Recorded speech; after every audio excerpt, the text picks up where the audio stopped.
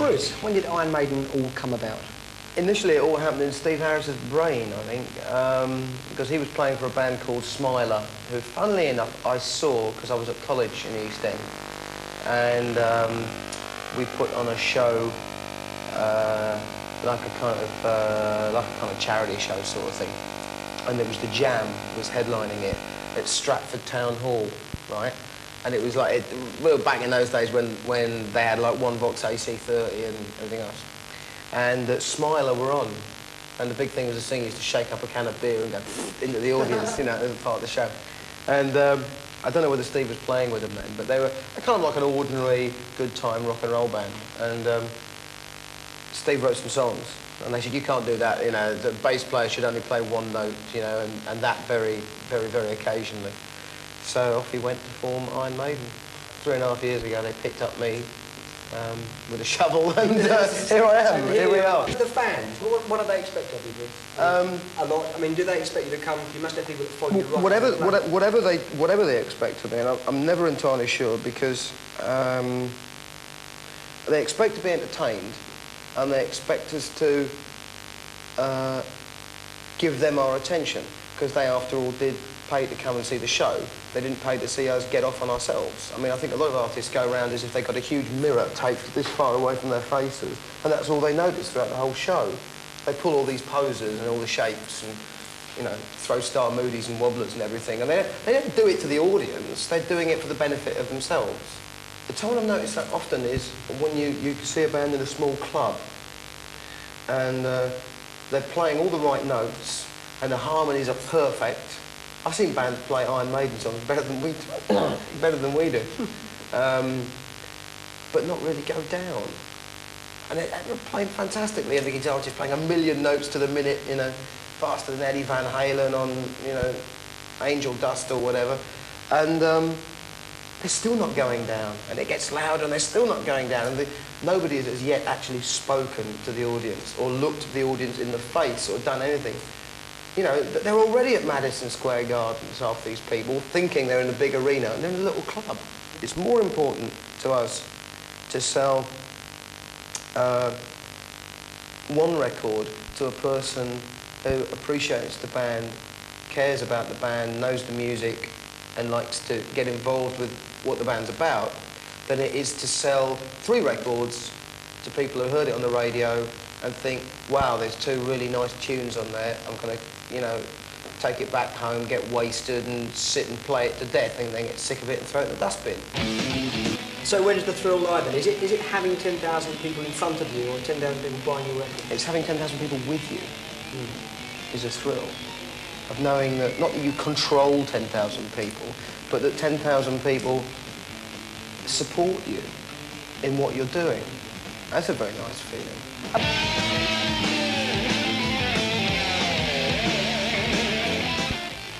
Keith, what is the appeal of Iron Maiden? Well, best get the rock band going. Simple as that. What does it do to you when they're up there? Oh, it's great, you know, because I've known them sort of since they started. And like, when you think back to the old pub days and then sort of see them up there, you sort of get a feeling right here, you know, see them up there. Cod, you're a follower of Iron Maiden, are you? Yes. Approximately how many gigs have you been to? Tonight's the 110th. 110? When did you start following them? 78. Well, this is my 18th gig on the current tour. How many? 18. 18? You got them for punishment.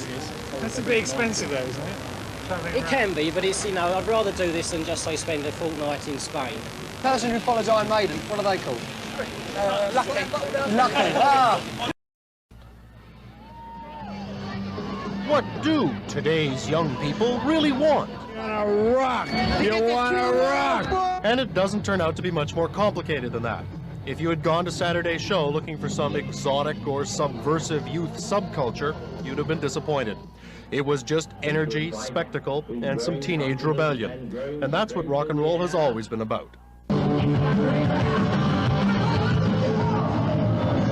Virtually everybody I know who's seen one of our shows expecting some sort of social curse or dreaded, you know, some sort of phenomenon that's going to corrupt the morals of their town, what they see is 7,000 or 10,000 young kids, and people really from 15 to 25, having a great time, enjoying themselves with a show that delivers a lot of value for money. Have a safe journey home, all right? Have a happy Christmas. As a stage show, it was spectacular. As noise, it was awe-inspiring. It's music, it's got a lot of life in it. You know, I mean, it's not sort of depressing or sort of all the time or anything. It's very, very active. There's a lot going on. Very energetic. I don't regard myself as anything different to anybody else, except that I play heavy metal music and I enjoy it. And I'm an entertainer. I entertain a lot of people and I enjoy it and I hope they enjoy it. Heavy metal night at the Forum.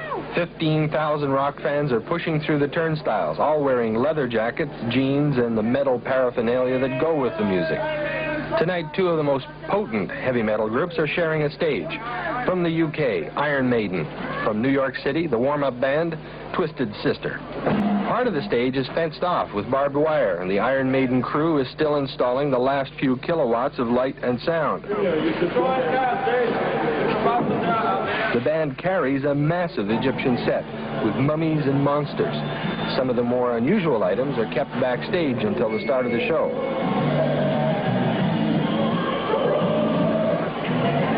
In the lobby, fans are picking up T-shirts before filing into the hall.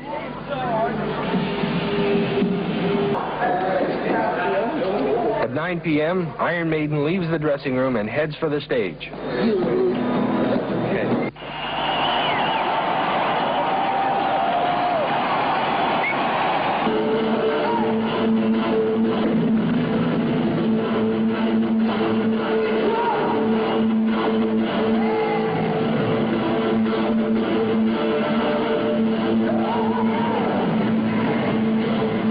Dickinson is Iron Maiden's lead singer. Offstage, he's a mild-mannered Brit.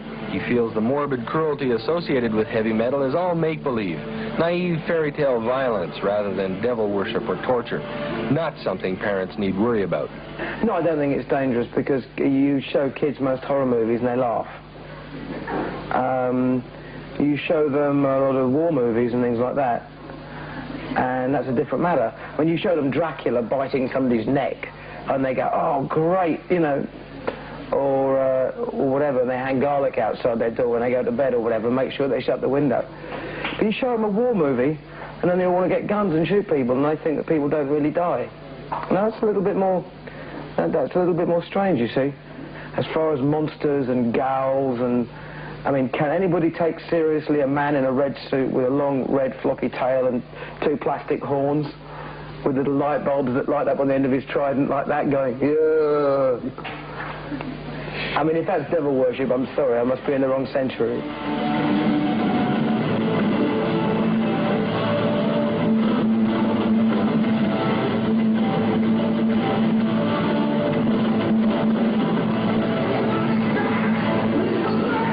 Do your fans ever frighten you? No. I don't understand being frightened of kids, because they're not trying to do you any harm. Might be a bit over-enthusiastic. I usually find if you look them straight in the eyes, they stop. If somebody comes running at you, going, hey, Bruce Dickinson, man! And you go, oh my God, it's a fan, I've got to run, my image, you know, whatever. Then everybody runs after you. If you look him straight in the eyes and go, hello, pleased to meet you, he stops and goes, oh, hi. Bruce Dickinson of Iron Maiden explains how an attitude of intensity, both in work and play, are vital to survival in the heavy metal arena. How did soccer become such a big part of Iron Maiden's lifestyle? Well, Steve's always been a radical soccer fan. I mean, he lives, eats, breathes West Ham United, which is the team, which is his local team, where he comes from. West Ham has always been a great team, and they have this theory of attacking soccer, which they always go for it. You know, it doesn't matter if they're losing 10-0, they go for it, and that attitude has a lot to do with the Iron Maiden attitude too, because we always attacking. We take the same thing on stage. Doesn't matter. We always try to really deliver and deliver in terms of ourselves, not just in terms of the audience. If you get a great audience, you can sit back and rest on your laurels, but we don't. We try not to. And if you get a an audience that's very lethargic, maybe doesn't know your music, then it's very easy to sit there and dismiss them as being ignorant or whatever. But the fact of the matter is, I think if you're any good, we could go in front of an audience of 50-year-olds and get them rocking. What music are you listening to now? It depends what mood I'm in, but hardly ever too Iron Maiden. I mean, if I go on the bus and I feel like a good rage, and you line up the six-packs and everybody down the back, and there's no substitute for Judas Priest, AC/DC, Deep Purple, Rainbow, and like, you know, brain damage. That's great. But then there's other moods. A bit more thoughtful. I listen to a lot of Jethro Tull. Did you ever think to yourself why that you like that type of music? You're dealing with what I regard as being the fundamental nature of people. And that's what Iron Maiden's about. It's about fundamental human feelings and everyday things, and try and put those into songs and try and make them effective. Because when you entertain people, you make people happy. And making people happy is something that a lot of people have forgotten about. When a person's happy, you see, he reacts in a different way to when he's mad. When a person's happy, you listen to other people's points of view.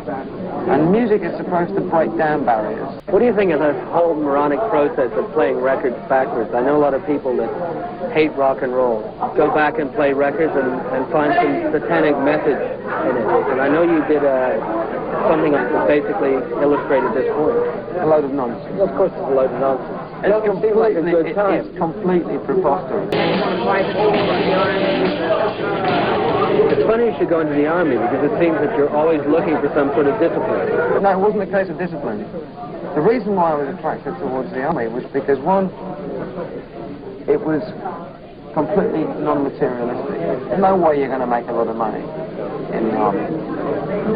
Two, there was an element of risk, an element of adventure, and also I think, and I still do believe, that it's something which has to be done by somebody. I left school, I joined the army, the active army reserve for a year to find out, and then the plan was, and then I was going to go on and become an officer in the army. But I decided I didn't like officers. Innocent, you know, it's, hang on, isn't it? It's mad here. This man's going to throw his frisbee. Come on then. Talking about emotional experiences. Hello, stick it on. HMS Glasgow. There you go, mate. All right. Up in the UK. Hang on a minute. Well, don't go away. I want to give you your hat back. I don't want you getting into trouble. Let's say Iron Maiden, which already you have a great deal of success, becomes very big. What do you actually want from the money? What are you going to do with it? I like sailing boats. What about a little house in Beverly Hills? No. This past week, British heavy rock sensations Iron Maiden hit the touring trail in Canada, winding up thousands of fans, including these, waiting outside of City TV, as lead singer Bruce Dickinson took time to appear on John Major's video show, Toronto Rocks. After introducing Toronto fans to his physique, kept trimmed by fencing, Bruce kept his clothes on for an hour with me on Much Music before heading over to a local establishment for a party to welcome the band back to Canada. The varicose veins like you wouldn't believe. Disgusting. Ah! The boots are number one. Yeah, what? The boots are number one. You're mad. He's mad. He's mad. The whole foofara over Iron Maiden centers around their new LP, Powerslave, which is already platinum in Canada, and the fastest-selling album in August, when they became the first rock band to tour with full equipment in a communist country. Dave, get in there. Dave, look at me. The kids were great, and the atmosphere there was different to what I think we expected. There's no idea. There was a big sense of they were just people trying to live their lives and get on with things as best they could, really. They've got conscription over there, so the appearance of everything as being a military state is deceptive, because most of the kids are just 17-year-old kids, and they just happen to have army uniforms on. They're actually doing a great deal. Most of them just hang around on the street corners. And the same with the massive police and militia presence at the shows. They didn't actually do anything. They were just there, and then as soon as the kids went in, they went in as well, and everybody started rocking out together, really. Do you think that you did anything over there besides satisfy yourselves, that you could play behind the Iron Curtain and basically put on a show? Well, we obviously made a lot of people happy, and it was very important to people that they saw that somebody out there was doing something. I mean, it's a very tangible thing. I mean, a rock and roll band coming to a place is a very tangible expression of, well, you know, we do actually think you're human beings. Thank you!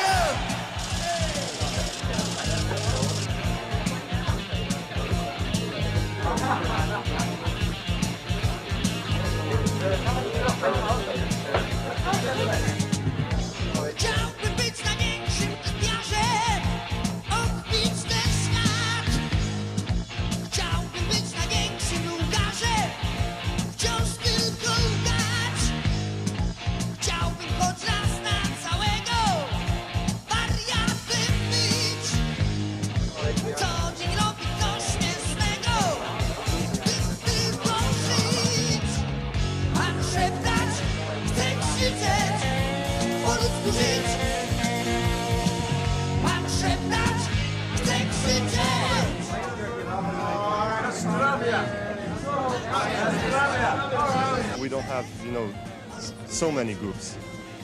Not like in Western countries. Concerts every week. Over here, maybe once a month or once 2 months. Come on, I like the heavy metal. Yeah. But I would like to play the heavy metal by synthesizers. You can't play heavy metal with synthesizers. Yeah, I want. We want more that bands from the West. Because you see in Poland a difficult situation, there's no good bands, there is no possibility to see it on the stage.